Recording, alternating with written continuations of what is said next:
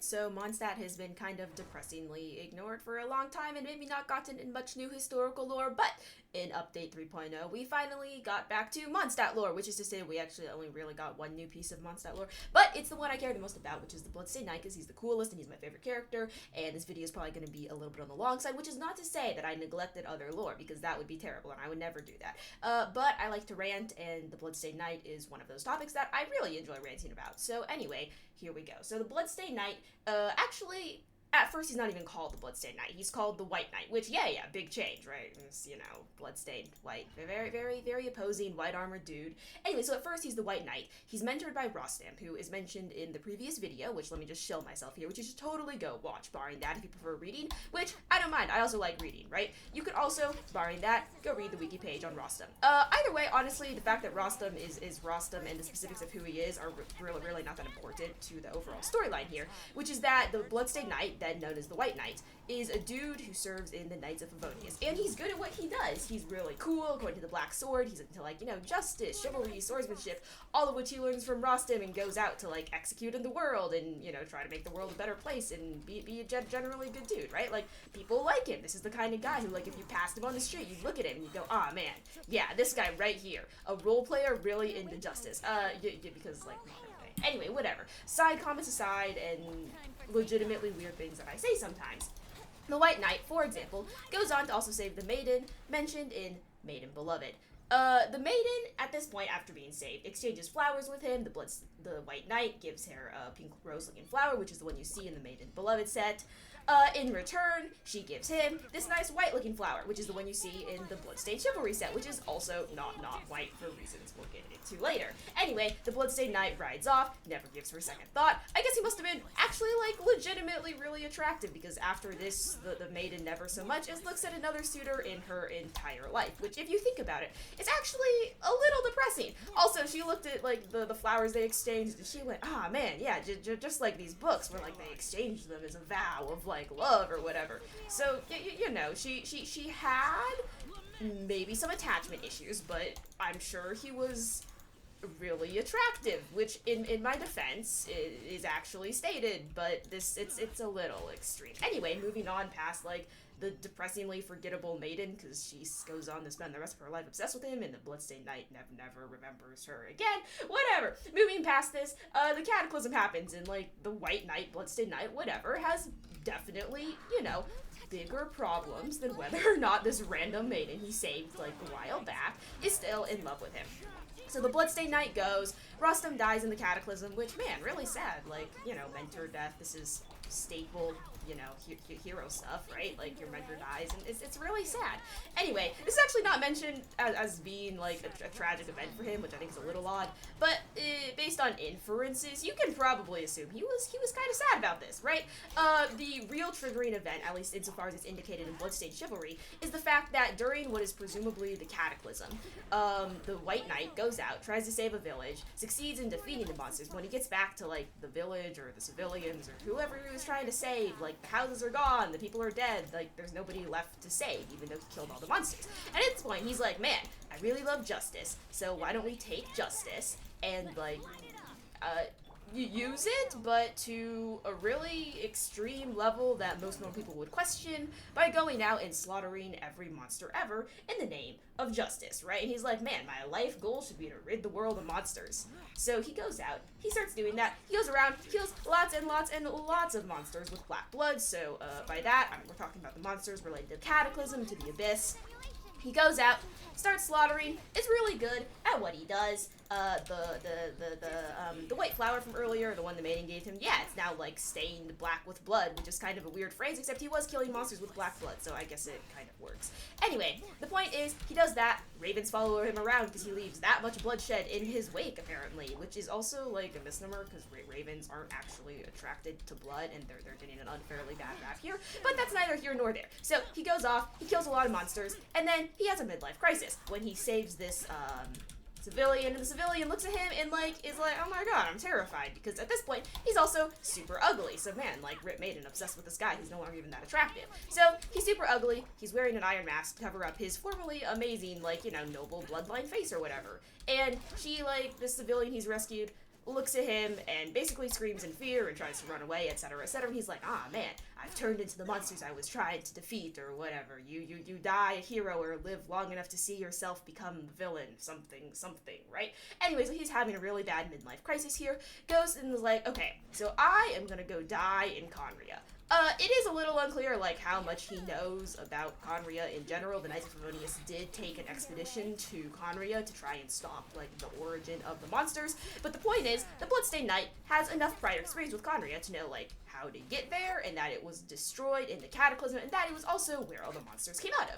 So, the English version of Bloodstained Chivalry, this is in the timepiece, I believe, does actually state that the Bloodstained Knight goes there and, dies, but for reasons we'll later see, this is, A, proven to be inaccurate, but B, apparently the Chinese translation, or, like, the specific words in Mandarin, are more accurately translated as the Bloodstained Knight choosing to go die, rather than him just being like, ah, man, yeah, I went down and I died, and I got resurrected as a zombie or something because I show up later. No, he just went down, chose to die, didn't actually work, because he gets to the bottom of, like, the world, or Ruined Kingdom, or however you want to phrase it. He gets there, and he finds out about the curse laid down upon Khaenri'ah, which curse their, like, people to become monsters, which hopefully you know about by this point, otherwise it's spoilers, my bad.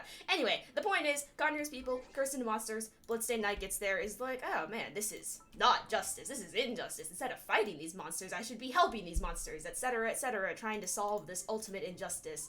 I think that's how he phrases it. So, he goes there, he's looking at stuff, and he decides to pledge himself to the Abyss. Now, let's go on a total side tangent here, which is not actually that relevant to the storyline, but he pledges himself to the Abyss, and then there's a big time skip. So instead of discussing the time skip, we're going to talk about the fact that his name is potentially Roland, because in Elegy for the End, Elegy for the End, Rostam is dying, right? And he's there, and he's like, ah, man, I sure hope all of my friends and family are all right. Anyway, and he names a few people by name, one of which is Arundhelen, aka his best friend, right? That one's pretty obvious. Another one, although actually not by name, is Signora/Rosalind. He's like, oh man, I sure hope my lover is alright, etc., etc. And then the third person he names is some random dude named Roland, who we've never heard of before.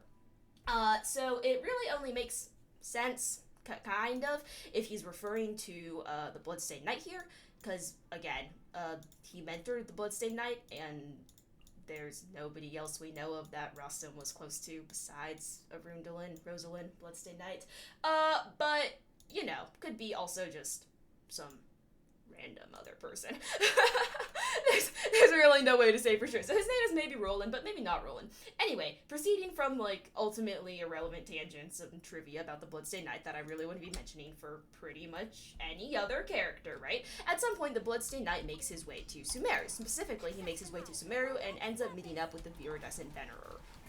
Yeah, we're going with Venerer, whatever. Pronunciation is really hard, right, guys? So he meets up with the Viridescent Venerer, except this is not, like, a friendly thing. So to avoid dumping a whole ton of backstory on you that would extend this video by, like, another 10 minutes, right? The Viridescent Venerer is essentially somebody who made a similar decision to the Bloodstained Knight to, essentially hunt down monsters, you know, kill them, bring peace back to the world, etc., etc. She's cool. But she is also not the subject of this video. So he meets with her, and, oh, yes, okay, so this is the bit where the Bloodstained Knight, so, like, the lady recoils on him from fear, and that's when he has his midlife crisis, etc., etc., and you might be thinking, ah, man, guess his mask was just covering up a face that ugly that, like, you know, nobody could look at him and not be terrified. But no, it's potential that, like, I don't know, maybe this whole thing where he's like, I've turned into a monster, etc., etc., is, like, a little more literal than you think. It's definitely presented as being metaphorical. And the whole process of, like, hey, how would such a thing happen is never really clearly explained. But the thing is, when he encounters the Viridescent Venerer in the forest, he's like, oh man, for a moment I thought I saw a maiden, but no, I didn't, it was just a wild beast. And the wild beast in question that he's talking about, and also the maiden in question that he's talking about, are both the Viridescent Venerer, because she too has the whole, you know, I've turned into a beast in the process of slaying beasts, etc., etc., heroes, villains, monsters, he who fights with monsters, something dramatic, right? And, like, that's a pretty weird mistake to make if you're a knight, or at least you were a knight, and you slay monsters, and you rescue people, and you look at this human, and you're like, oh, man, a monster, right? And that's not a mistake you want to be making, or that you would expect to be making. So maybe the whole wild beast thing is a little more literal than is presented in the Bloodstained Chivalry and Black Sword, but then again, maybe it's not, and maybe she also had issues with being super ugly after hunting monsters, and he's like, ah, man, so ugly, must have been a monster, right? Anyway, they encounter each other, and he murders her. Well, I mean, yeah, he definitely murders her. Okay, so the thing is, it's never explicitly stated that he murders her, but oh yeah, okay, so this is also in Hunter's Path, and in Hunter's Path, the Bloodstained Knight is like, ah, man, yeah, a beast to be destroyed, which is kind of a weird thing to say if you're not destroying the beast in question, right? So presumably he killed her. There's also Deepwood Memories to back it up, which describes their meeting as well. And in there, it talks about how there was, like, the reflection of a black longsword in water, and red blooming in the water, or something particularly poetic along those lines. And the thing is, at the time she dies, or, like, maybe dies, right, the Viridescent Venerer is, like, staring at her reflection in the moonlight in the water and realizing she has become a wild beast too, etc., blah blah, right? So the black longsword definitely refers to the black sword, which belongs to the Bloodstained Knight. And red blooming in the water has, it's really got, like, one major potential implication, which is to say she's dead. Yeah.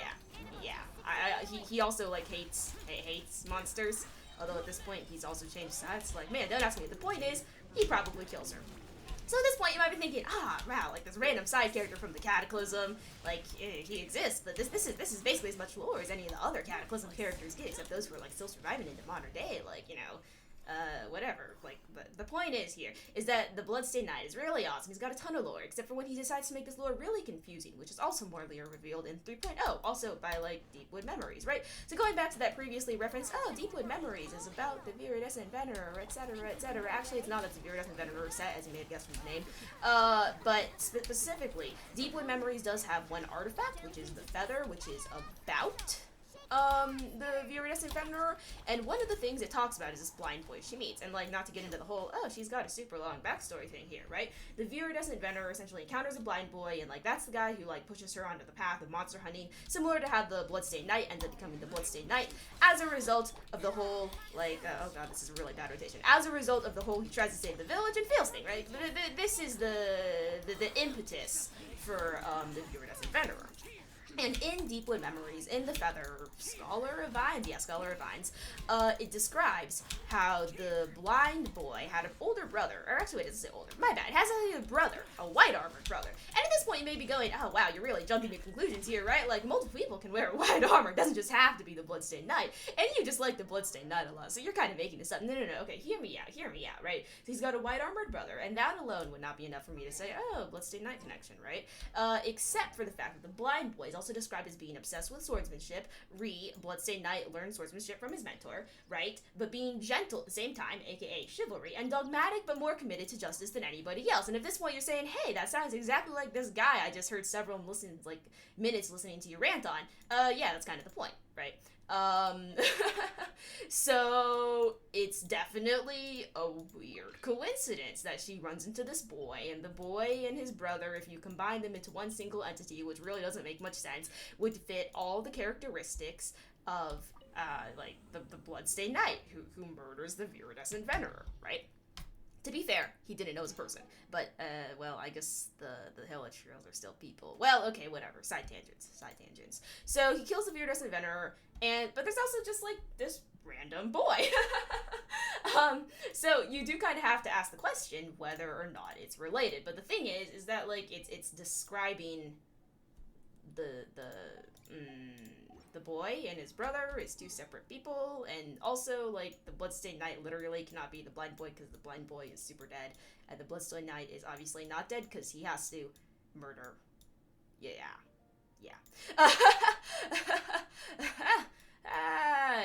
You know, as one does. Okay, so before I get too off topic here, the point is, you can read this in a few different interpretations, right? So, like, interpretation 1, they're totally unrelated, you're reading too much into it. Sure, they share a few personality traits and, like, clothing preferences or whatever, and they lived at the same time period, but you're just reading too much into it. If you think I sound a little skeptical here, that's because I am skeptical.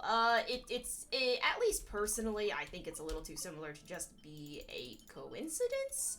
But at the same time, there's not really a reasonable interpretation that makes a ton of sense, so you could read it as a reasonable coincidence if you wanted to. So interpretation number 2 is that, like, the whole, like, the brother thing. So, okay, so, because the white armor describes the brother, and then, like, the chivalry, justice, swordsmanship, etc. describes the blind boy, but you could read it as it's actually describing the brother, because the way English grammar works is really weird, except then it goes on to associate some later acts with the blind boy, so it's probably describing the blind boy, etc., etc. Subpoint interpretation 2a, you could also read this as the blind boy who's following in the footsteps of his brother is also including his brother's, like, you know, personality traits and skills in that, because he wants to be so much like his brother or something, you know, as little siblings do. Which, again, I'm just kind of assuming he's the younger sibling here, because following footsteps, you know, yeah. So, there's that, right? And then finally, interpretation 3 is you could argue that the blind boy is the Bloodstained Knight, but honestly this makes zero sense because the blind boy is super dead, and the Bloodstained Knight is not super dead because the blind boy dies after meeting the Viridescent Venerer. I guess you could be like, oh wow, but like what if he secretly survived? Because you know how often people secretly survive in Genshin, and it really doesn't make that much sense, but they keep doing it anyways. But probably not, because, I mean, A, the Bloodstained Knight is never mentioned to be blind, which you would think would come up at some point.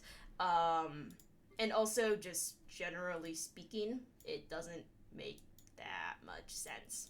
So, you know, right? And then finally, we have interpretation 4, which is not really an interpretation at all, so much as it is me saying, yeah, I have no idea, I'm gonna wash my hands of this and leave you to make your own interpretations, because honestly, nobody really knows. But, anyway, that's pretty much it. This is me killing time after realizing my Spiral Abyss teams were set up wrong, and I gotta change the artifacts again. So, yeah, thanks for watching, thanks for listening to me rant about the Bloodstained Knight, the best character in the world, inherent, like, Shakespearean tragedy or whatever you want to call it, because, like, it was his path of justice that he set out upon, and then, you know, in the course of executing that justice, he accidentally fell prey to executing injustice, which was killing the cursed humans, etc., etc., like, I don't know, personal tragedy. It's, like, your own character flaws that make you relatable, or, that's not how it goes. It's your own, like, character, and anybody else put in that situation wouldn't be a tragedy, but because of, like, the character's flaws, for them, it becomes a tragedy.